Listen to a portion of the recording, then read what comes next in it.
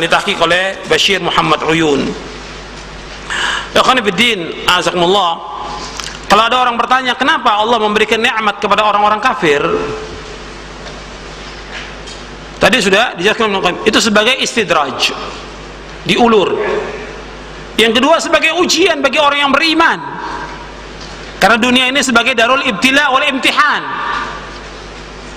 Yang ketiga, Allah akan menyiksa orang-orang kafir itu. Sebagaimana Allah sebutkan dalam surah Ali Imran, "Wala yahsabanna alladziina kafaru annama numli lahum khairun li anfusihim innama numli lahum liyazdadu itsma." Janganlah orang-orang kafir menyangka bahwa kami berikan fasilitas kepada mereka baik buat mereka. Tidak, kata Allah, kami berikan kepada mereka supaya apa? Liyazdadu itsma, supaya tambah dosanya mereka. Supaya tambah. Dan yang antum ingat, ikhwan fillah, na'azakumullah, bahwa dunia ini tidak ada harganya di sisi Allah SWT. Seberat sayap nyamuk pun tidak ada.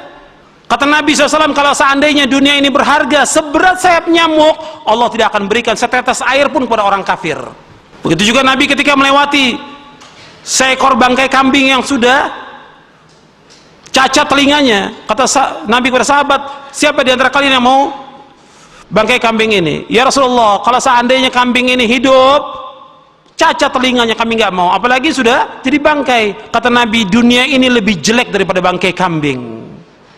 Dunia ini lebih jelek daripada bangkai kambing. Maksudnya bahwa seorang mukmin tujuan hidupnya bukan dunia. Dunia ini sebagai jalan menuju akhirat. Tujuan hidup adalah akhirat. Jadi disebutkan oleh Allah dan Rasulnya tentang kehinaan dunia ini supaya manusia tidak tamak kepada dunia ini. Kita lanjutkan tentang kedudukan as-sunnah. Bahwa sunnah ini merupakan benteng Allah yang sangat kuat. Apabila benteng ini dimasuki, orang itu akan merasa aman. Kalau sunnah ini kita amalkan, kita jalankan, yang berupa i'tiqad, keyakinan, berupa ilmu, berupa perkataan dan perbuatan. Jadi sunnah ini sudah saya jelaskan di awal, sunnah berupa i'tiqad, keyakinan, berupa perkataan, berupa ilmu dan perbuatan. Kalau ini diamalkan, maka orang yang mengamalkannya dan masuk ke dalam sunnah itu, dia akan merasa aman. Sebab sunnah merupakan pintu Allah yang terbesar. Siapa saja yang masukinya, maka ia akan termasuk orang yang menyambung hubungannya dengan Allah SWT. Ia akan menegakkan pengikutnya meskipun hanya sedikit amalnya, karena amal perbuatan mereka sesuai dengan sunnah. Cahayanya akan berjalan di hadapan mereka ketika cahaya alul bid'ah dan kemunafikan sudah sirna. Ahlus sunnah adalah orang yang putih wajahnya ketika wajah alul bid'ah hitam legam. Dengan dasar firman Allah Ta'ala dalam surah Ali Imran ayat 106, yauma tabyaddu wujuh wa taswaddu wujuh. Pada hari itu wajah yang putih berseri dan ada pula wajah yang hitam muram. Ibnu Abbas radhiyallahu anhu berkata mengenai ayat di atas, adapun orang yang putih wajahnya, mereka adalah ahlus sunnah wal jamaah, sementara orang yang hitam wajahnya, mereka adalah bid'ah dan sesat. Ini bisa dilihat dalam tafsir Ibnu Katsir dan juga bisa dilihat dalam syarah usul i'tiqad ahli sunnah wal jamaah oleh Imam Al-Lalikai. Dan sunnah merupakan kehidupan dan cahaya yang merupakan kebahagiaan seorang hamba, petunjuk sekaligus kemenangan baginya. Allah Ta'ala berfirman, dan apakah orang yang sudah mati lalu kami hidupkan, lalu kami beri dia cahaya yang membuatnya dapat berjalan di tengah-tengah orang yang banyak, sama dengan orang yang berada dalam kegelapan sehingga dia tidak dapat keluar dari sana. Demikianlah dijadikan terasa indah bagi orang-orang kafir terhadap apa yang mereka kerjakan. Jadi ikhwan fiddin, azakumullah, bahwa sunnah ini tali Allah yang sangat kuat yang wajib kita berpegang kepada sunnah. Tidak boleh kita lepas dengan sunnah Nabi SAW. Dan orang-orang yang mengamalkan sunnah Nabi akan diberikan cahaya oleh Allah. Diberikan cahaya. Dan cahaya itu akan menerangi dia nanti pada hari kiamat. Dan Nabi selalu mohon kepada Allah agar diberikan cahaya. Hatinya, pendengarannya, penglihatannya, lisannya, dan lainnya.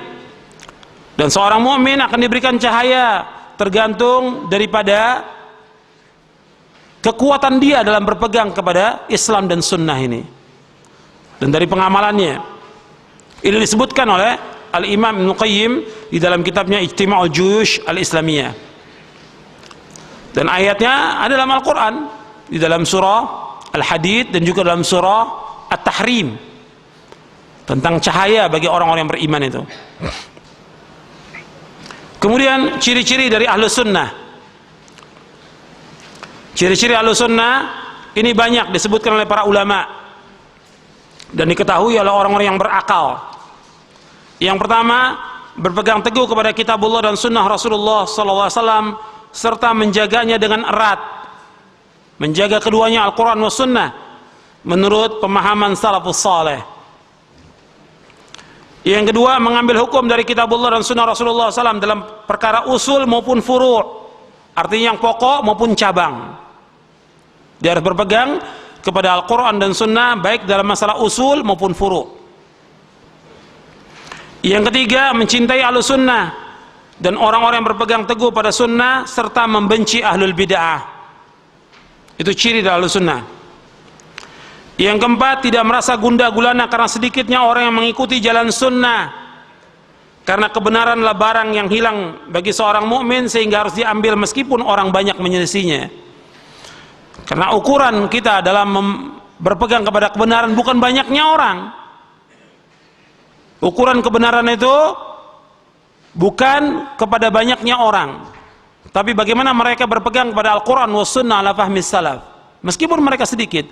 Makanya dikatakan oleh Abdullah bin Mas'ud bahwa al-jama'ah ma wafaqal haq wa in kunta wahdak. Jamaah itu yang sesuai dengan kebenaran meskipun engkau sendiri.